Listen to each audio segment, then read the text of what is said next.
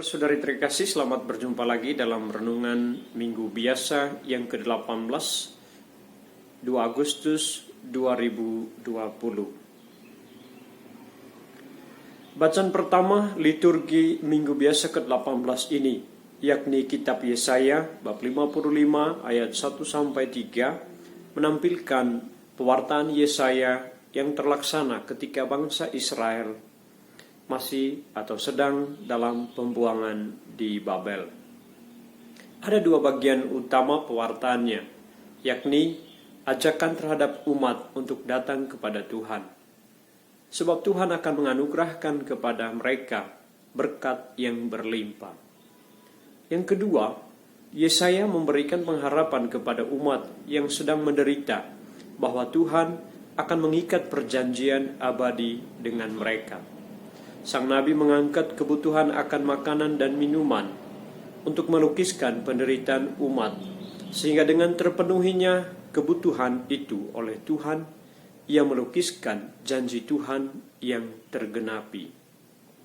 Dalam kitab suci, kebahagiaan kekal sering digambarkan dengan pesta makan atau perjamuan yang berkelimpahan. Pada saat itu, orang-orang yang berkekurangan dalam segala hal akan menikmati berkat berlimpah. Poinnya adalah bahwa Tuhan tidak tinggal diam ketika melihat penderitaan manusia atau penderitaan umatnya. Perwujudan dari kepedulian atau belas kasih Tuhan dapat kita temukan secara nyata dalam diri Yesus Kristus putranya. Dalam Injil hari ini, yakni Matius bab 14 ayat 13-21, Yesus menghadirkan belas kasih Allah.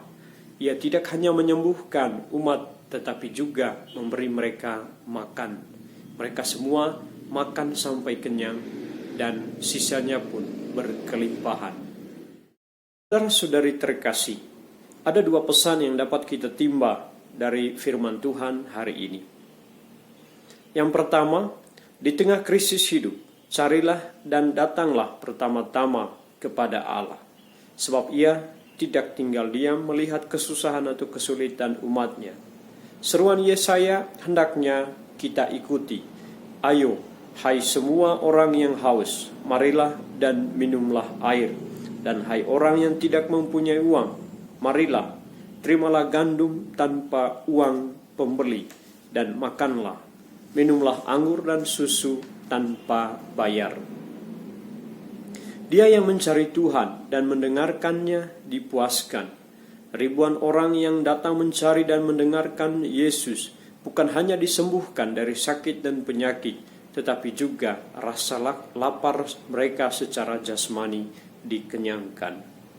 Setiap hari dan setiap saat kita selalu mengalami tantangan, kesulitan, sakit dan penyakit, rasa lapar dan haus. Mungkin kita pernah salah berlangkah dalam mencari pertolongan. Hari ini Tuhan meminta kita untuk datang kepadanya, sebab janji Tuhan telah tergenapi, Ia setia dan melaksanakan janjinya. Yang kedua, saudara-saudari, kita semua bertanggung jawab atas kebaikan sesama. Ada saatnya dalam hidup ini kita merasa tak sanggup melakukan sesuatu, bahkan yang sederhana sekalipun, untuk meringankan penderitaan orang lain. Barangkali kita memindahkan tanggung jawab itu kepada orang lain, entah itu para pemimpin masyarakat atau pemimpin religius atau sahabat kenalan kita.